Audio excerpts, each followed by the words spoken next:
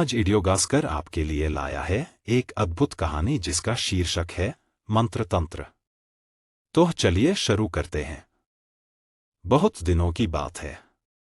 एक राजा के राज्य में एक गृहस्थ को एक लड़का हुआ। माँ बाप ने उसका नाम कुमार रखा। कुमार के बड़े होने पर उसके माता पिता ने उसका विवाह एक गृहस्थ की लड़की से कर दिया।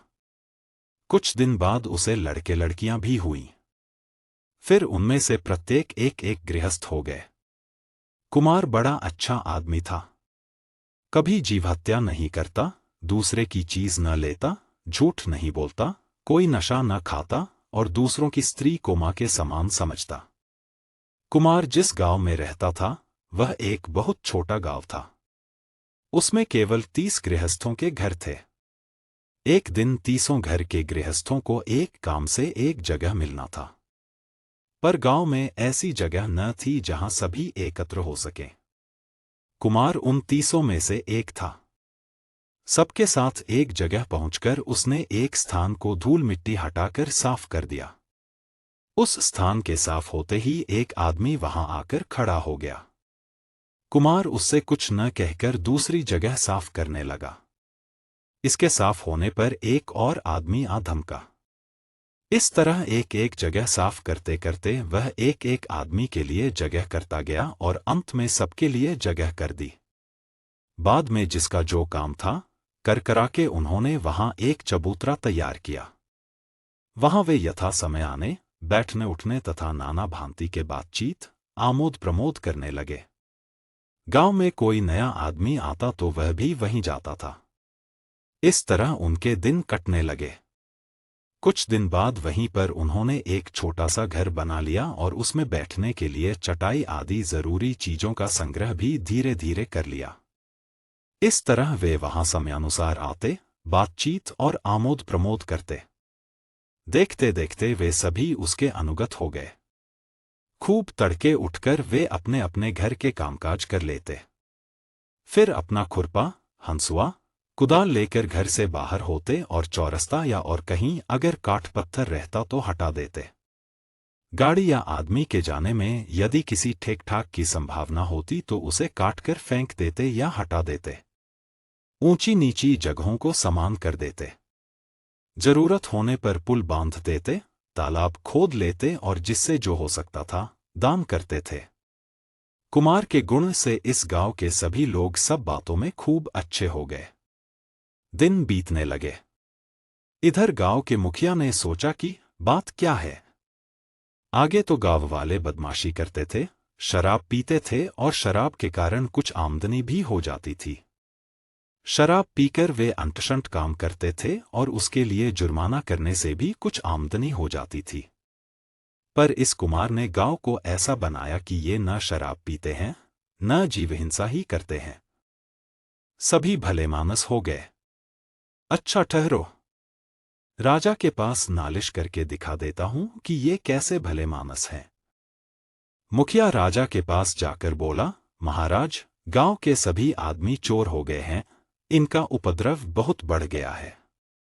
कुछ उपाय न करने से बचना मुश्किल है। राजा ने हुक्म दिया, जाओ चोरों को हाजिर करो। मुखिया ने सबको बांधकर हाजिर किया और राजा से कहा, महाराज, हुजूर के हुक्म के मुताबिक आसामी हाजिर हैं। राजा ने उनमें से किसी से न तो कुछ पूछा और न कहा। एकाएक हुक्म ही सुना दिया, जाओ हाथी के पैर से कुचलकर इन्हें मार डालो। राजमहल के लंबे चौड़े आंगन में उन्हें बांधकर सुला दिया गया। एक बड़ा हाथी मंगवाया गया। इन आदमियों में एक कुमार भी था। उसने सबको पुकारकर कहा, देखो भाई, यह ठीक है कि राजा अन्याय कर रहे हैं और यह भी सच है कि हाथी हम लोगों को अभी मार डालेगा। पर तुम लोग राजा पर क्रोध न करना। जैसे अपना शरीर अपने को अच्छा मालूम होता है और उस पर अपना जैसा प्रेम है, राजा के शरीर के ऊपर भी हम लोगों का वैसा ही प्रेम हो। उन्होंने ठीक वैसा ही किया। हाथी जिससे उन्हें कुचल दे, इसी तरह राजा के आदमियों ने उसे चलाया, पर वह किसी तरह आगे ना जा सका। चिल्लाकर पीछे लौट आया, भाग चला। दूसरा हाथी मंगाया गया। वह भी आगे न बढ़ सका। फिर तीसरा, चौथा। इस तरह कर करके बहुत हाथी बुलाए गए पर एक भी आगे नहीं बढ़ा। सभी पीछे लौटकर भाग चले। राजा ने कहा, जान पड़ता है इनके हाथ में कोई दवा है। अच्छा, इनके हाथ खोजकर देखो तो। राजा के आदमियों ने खूब खोजा मगर कुछ भी नहीं मिला। उन्होंने कहा, महाराज, इनके हाथ में कुछ नहीं है। राजा ने कहा, जान पड़ता है ये कुछ मंत्र तंत्र जानते हैं। उन्होंने खुद ही पूछा, क्यों जी, तुम लोग क्या मंत्र तंत्र जानते हो? उन्होंने कहा, महाराज, हम लोग कोई दूसरा मंत्र नहीं जानते। हम ये 30 आदमी जीव हिंसा नहीं करते, दूसरे की चीज नहीं लेते, झूठ नहीं बोलते और शराब भी नहीं पीते। सबको मित्र समझते हैं। हो सकता है सो दान करते हैं। ऊंची नीची जमीन को समान कर देते हैं। सर्वसाधारण के लिए तालाब खोद देते और घर बना देते हैं।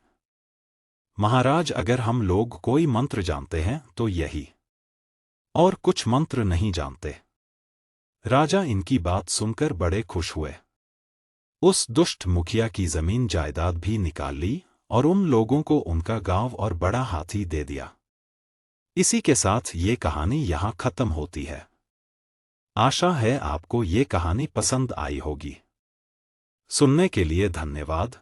इसी तरह की और कहानियाँ सुनने के लिए हमारे चैनल को सब्सक्राइब करें। मिलते हैं किसी और कहानी में।